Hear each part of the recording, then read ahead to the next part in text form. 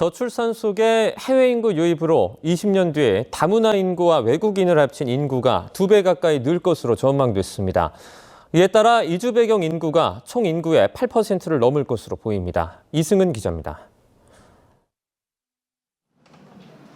저출산 현상과 더불어 앞으로 외국인이 연간 5만 5천 명 정도 지속적으로 유입될 것으로 통계청은 내다봤습니다.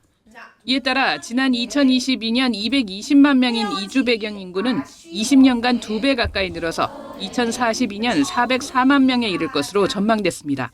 이주 배경 인구는 다문화 인구와 우리나라에서 석 달 이상 체류한 외국인 인구를 포괄하는 개념입니다.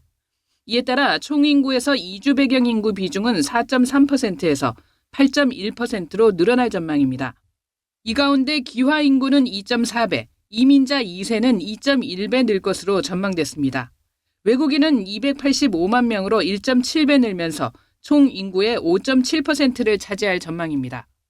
이주 배경을 지닌 학령 인구도 50만 명으로 1.5배 늘어날 전망입니다. 저출산으로 내국인 생산 연령 인구는 2042년 2,573만 명으로 2022년보다 무려 27% 감소할 것으로 보입니다. 이에 따라 20년 뒤 생산 연령 인구의 11.1%는 이주 배경 인구일 것으로 전망됐습니다. 내국인 생산 연령 인구 100명이 부양해야 하는 인구는 2배 늘어서 81.8명에 이를 것으로 보입니다. 하지만 총 인구로 치면 76.7명으로 이보다는 낮을 전망입니다. 외국인의 유입으로 저희 생산 연령 인구로 많이 편입이 되다 보니까 내국인 총 부양비가 총 인구 총 부양비보다는 좀 더 높을 것으로 보여집니다.